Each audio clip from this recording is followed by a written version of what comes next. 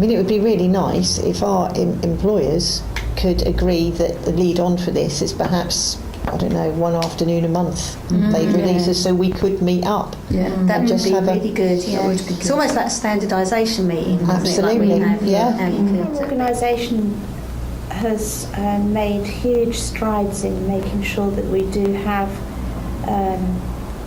lots of developmental opportunities. It's certainly got better over the recent months. I don't think you can ever do enough investigations to improve practice. I think it's really getting it to be valued, and so therefore that people are more willing to join in on the projects, and you get surprising rewards from it that you're not really expecting, as we found. You've got anything to add to that? I think maybe not so much on behalf of organisations, although I can decision make for my organisation, which I think is a plus. But we've said all between us that although David observed me, and I wanted to observe David but didn't manage to, we provisionally said that I'll come across and observe you at some point. And Viv, said the same about me, and I think that's been a really nice thing to recognise, because usually if someone had said that to me, I might be a bit suspicious or paranoid or concerned about their motives, but actually it's opening it up to think, actually this could benefit me and you and the learners.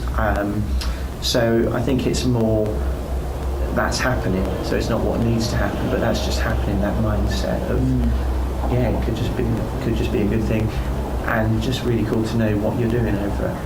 And I think that's something as well we could bring back to work. I'm certainly looking at hopefully running on part of our staff development days, on one of our staff development days, feeding back on what we've been doing on this, and then again, but having it a more relaxed, like we would like it to have been a discussion, what else can they bring in and take it forward. And maybe even on this, for this project, to extend the time so that actually we could go as a pod into at least one other organisation, whichever organisation would have us, and just deliver a training half day or something, because then it's coming from us, but from different perspectives. Yeah. Because when you go back into your organisation, you come from that perspective mostly, and you've got a range, so it might be something that they could extend the project to do. Yeah. It might be impossible strategically, but I'm sure. No, but it's a good idea. I think it's probably a case of getting a buy-in from our managers and giving it importance. There's much to be gained in multiplying some of our experiences that we've had in this workshop. I know that I need to put in place some learning opportunities for people in our workshops, and I very much hope that I'll be able to do it in similar ways. There's just getting people around the table, sitting down and talking.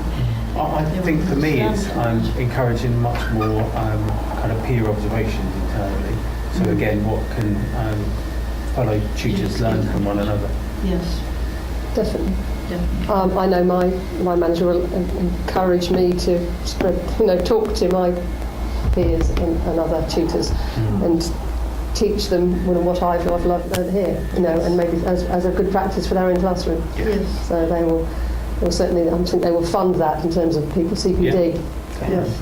And as you were saying earlier, you're kind of more doubtful within your own organisation, but now we've got some much more idea of how valuable it can be, that perhaps we can ease it into our own organisation without it being quite as not too intimidating. Yes. So we've done the groundwork, but this is what needs to happen, really. So. Yes. Yeah, I think I'd like to sort of continue with our group, and certainly invite anybody within the group to join us in our ventures to get learners. I think we're sort of all aiming in the same direction, so it's all exchange of good practice. I think there's benefits of cooperating between different organisations as well. Absolutely. Attract learners or be more efficient. I think I would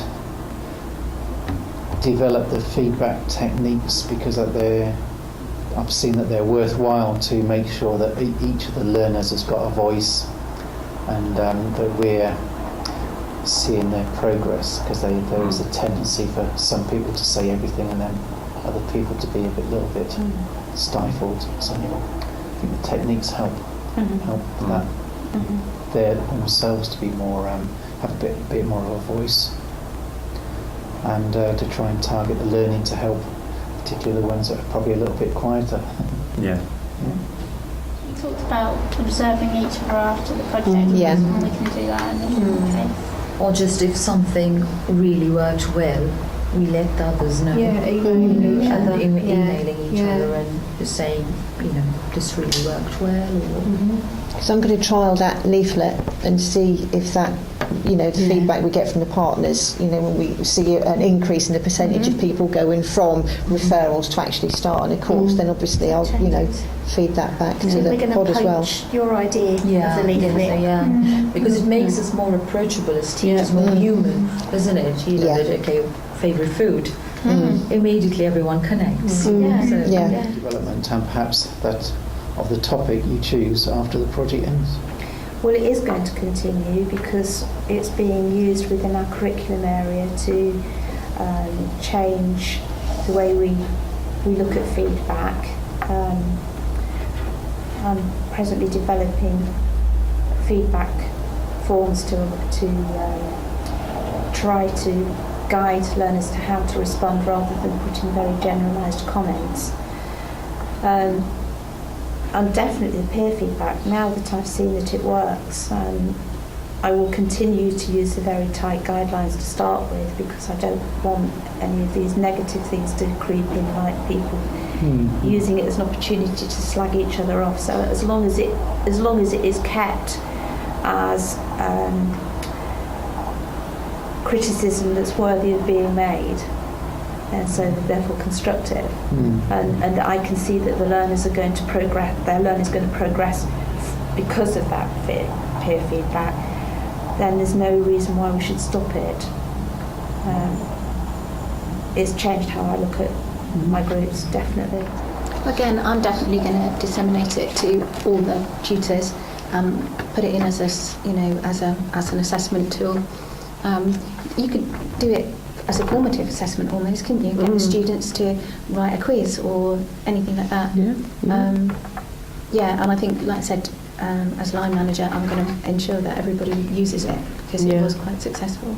For me, really, it's just making sure that we do many more projects that kind of blend maths, English and IT together, rather than sort of necessarily always kind of taught discreetly, and allowing the learners more freedom to choose their own topics. I think to incorporate the scaffolding, but also the target setting idea at the beginning in all my courses, and take it from there. Really. Absolutely.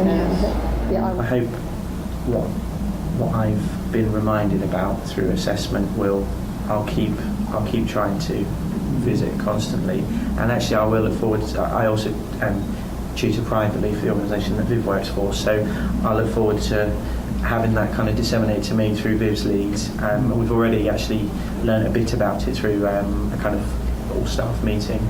But I just think that is another big plus that's come out of this, is the fact that Viv's been able to then investigate, somehow found the time to investigate how to develop that for the benefit of a much larger organisation, which will then feed down into a lot of tutors and lots and lots of learners. So that will be really cool.